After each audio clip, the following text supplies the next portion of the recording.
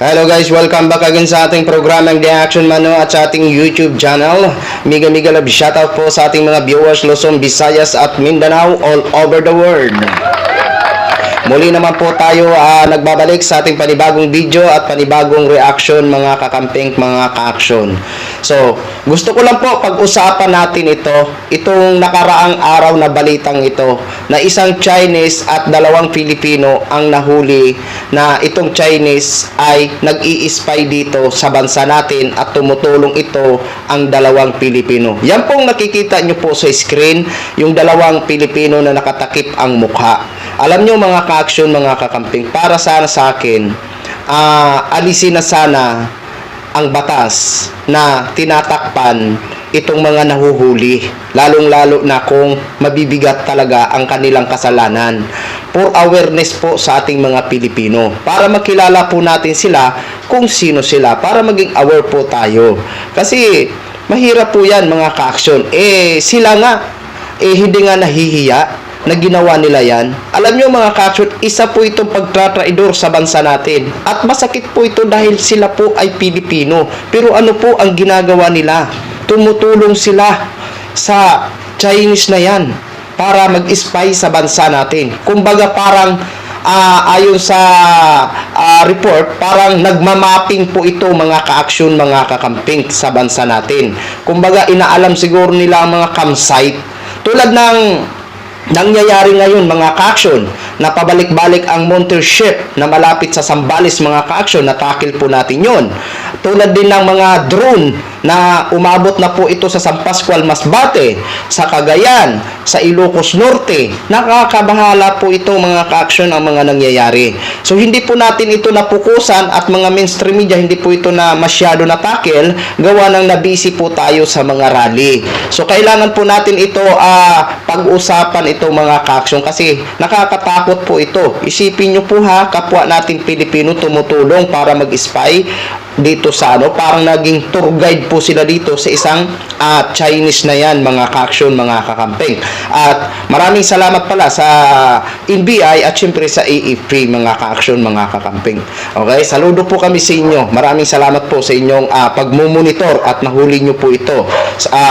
Sana alam natin na siguro may mga kasamahan pa ito. Kaya sana mahuli nyo din po, no? At mapanagot nyo po talaga yan yung mga nahuhuli nyo. So, ngayon mga ka-action, mga kakamping, alam nyo kung sino ba ang medyo dapat sisihin natin dito? Kung bakit na mayagpag ang mga ganitong mga Chinese dito sa atin na kahit kulang ang mga dokumento is nakakapasok po sila at nakakalabas ng basta-basta sa bansa natin. Di ba? Ibalik natin, during panahon ni dating Pangulong Duterte na mayagpag ang China. Di ba? Na mayagpag po ang China. Namayag pa yung nakakabahala, yung NGCP natin, 40% kontrolado po ng China. Nakakatakot po at nakakabahala po yan. Di ba? Yung Pogo, sino ba yan ang may niyan? Si Digong. Di ba? Kaya medyo may sisihin dito ang dating Pangulong Duterte. Kasi alam naman po natin yan sila. Puro China po yan mga ka-action. At ito pa ang nakakatakot at nakakabahala. Diba? Siyempre, pro-China ito si Duterte, si Sara. May dalawang senador pa na pro-China kasi ang kanilang iniidolo is pro-China, sila Duterte. Sino ba yun? Sila Bongo at saka sila Bato de la Rosa. Nakakatakot. Yan, kung makabalik po yan sa pwesto nila, naku, ano kaya ang mangyayari? At nakakatakot kung mabigyan ng pagkakataon ito si Vice President Sara Duterte na maging presidente sa 2028. Diba? Anong mangyayari sa atin? Mamamayagpag naman siguro ang mga China dito sa atin. Gugustuhin ba natin na ito pa nga administrasyon ni Mr. President Bongbong Marcos, ito na ang ginagawa ng China? Gusto na nilang imamapping ang buong Pilipinas natin, alamin ang mga campsite, di ba? Maging sa Himpapawid, Mapaland, may sisid pa sa dagat. Yung drone, sumisisid. O, anong ginagawa nun? Siyempre, nagmamapping siguro yun. Di ba? Kaya nakakatakot po yan mga ka-action, mga kakamping.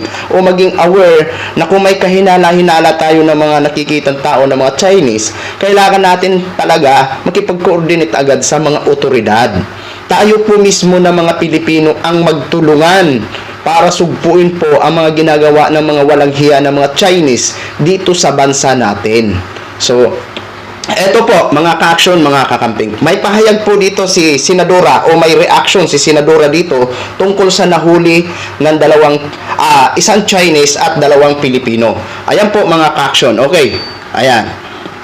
Babasahin ko po ang naging caption. Makikita nyo po ito sa kanyang page na Senator Risa Hontiveros. The Senate must immediately enhance our existing anti-espionage law. Ayan.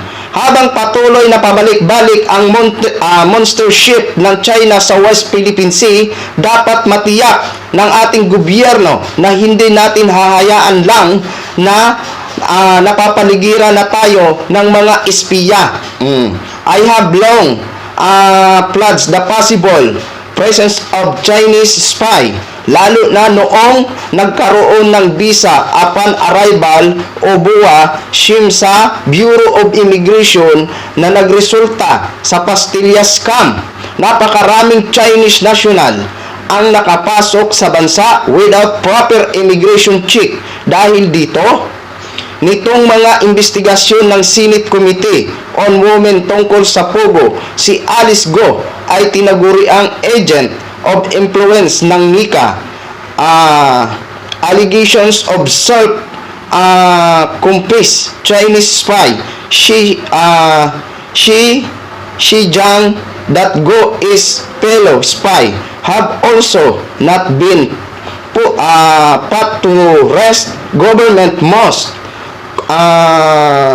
continue to exhaust all efforts to reach out to she and obtain information so crucial for our security. I trust that the DND together with other relevant agencies is on top of this matter. We have to take this seriously for the sake of our national security, our national interest, our sovereignty. Yun po ang naging reaction ni Senadora Risa Hontiveros sa isang Chinese at dalawang Pilipino, mga ka-aksyon.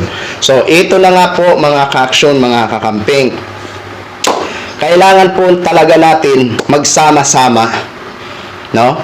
Magsama-sama. Kasi nakakatakot po talaga ito at nakakabahala na po ito. Baka balang araw magulat na lang po tayo. Ano na po tayo ng Chinese. 'Di ba? Kasi ano na po ito eh. Maging sa himpapawid, nagmo-monitor sila.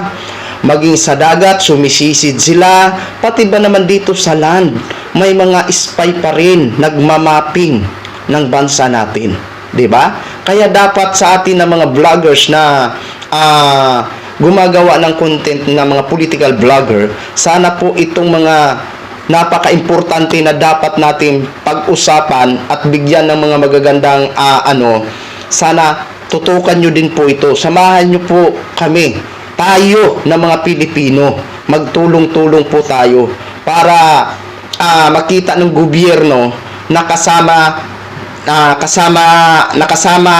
sila natin para suportahan ang kanilang gagawin dito para masugpo itong mga criminal mga illegal activities na ginagawa ng mga Chinese dito sa bansa natin.